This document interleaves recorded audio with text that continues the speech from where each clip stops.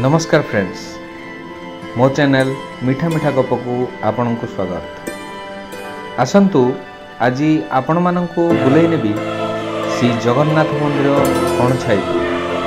कणछाई जगन्नाथ मंदिर जहाँ दधिवामन स्वामी नाम ख्याति अर्जन करछि। आपण कणछाई जगन्नाथ मंदिर को जीवा पाई बुगुड़ा ठारू पोलोसरा रास्ता रे प्रथम स्टॉपेज चढ़ियापल्ली आसंतु।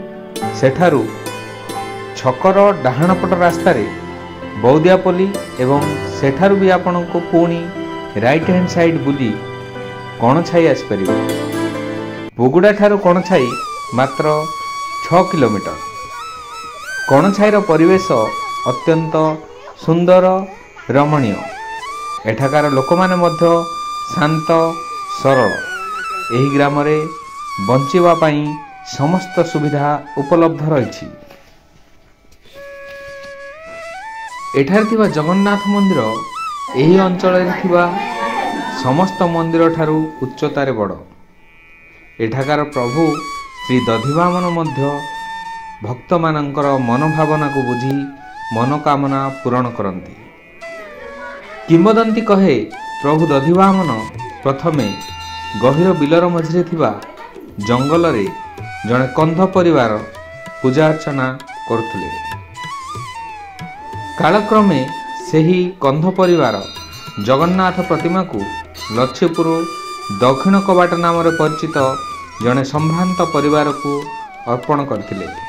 किंतु लक्ष्मीपुर ग्रामवासी परामर्श क्रमे सेमाने जगन्नाथ मूर्ति को कणछाई को दे देथिले। जहाँ को कणछाईर कार्जी जे कि जड़े तेलुगु संप्रदाय गोटे छोट कोठरी रखिथिले।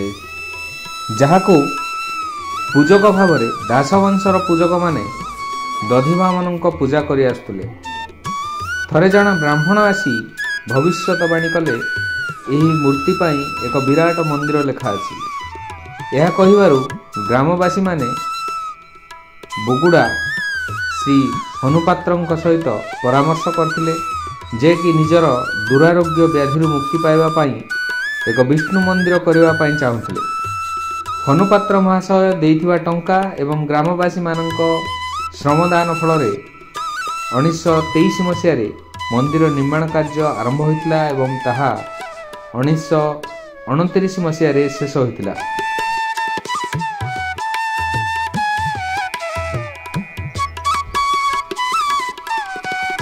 मंदिरर सिंहद्वार रे दुईटी पुलिस मूर्ति मंदिर को जगी रही, जहाँ अन्य मंदिर ठारू अनन्य।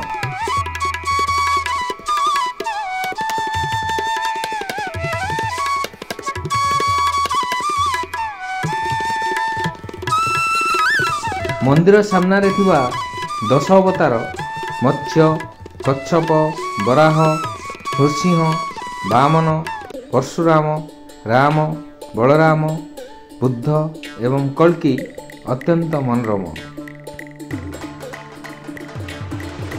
भीतर मंदिर द्वार रे जय विजय एवं नवग्रह मंदिरर शोभा वर्धन करछन्ति।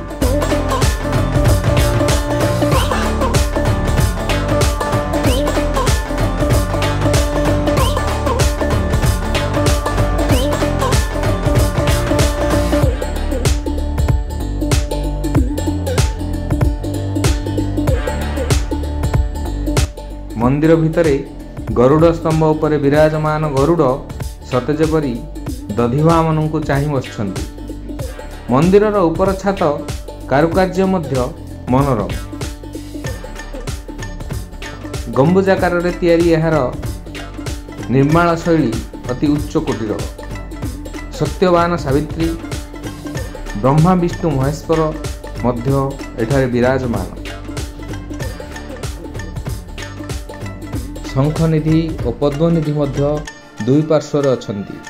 मंदिरर पार्श्वरे अनेक देवादेवी मध्य विराजमान करछंती। नीलचक्र को देखिले लागे सतेज परी यह आकाश को छुई रही।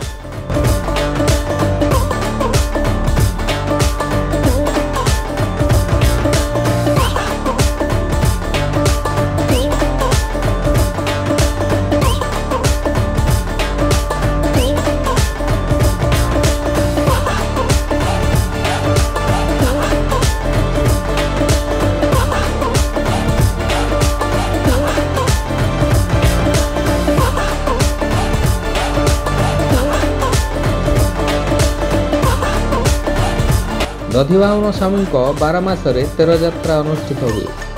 ପୂର୍ବେ ରଥଯାତ୍ରା ଅନୁଷ୍ଠିତ ହୋଇଥିଲା, ଯାହା ବର୍ତ୍ତମାନ ଖଡ଼ି ରଥରେ ସମ୍ପୂର୍ଣ୍ଣ ହେଉଛି।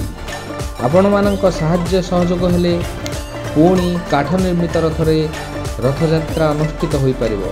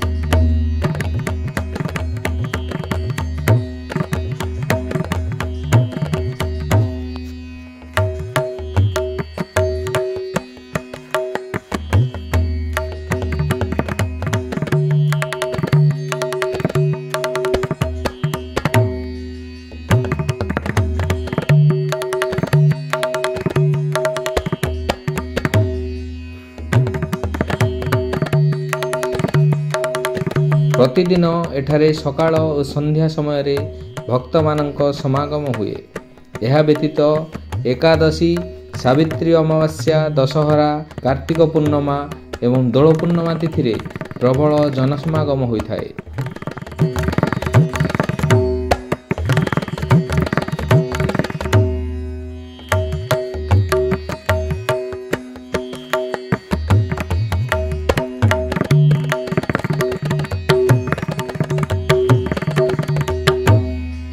ଆପଣମାନେ ମଧ୍ୟ ଏଠାକୁ ଆସନ୍ତୁ ଏବଂ ଦଧିବାମନ ସ୍ୱାମୀଙ୍କ କୃପା ଲାଭ କରନ୍ତୁ।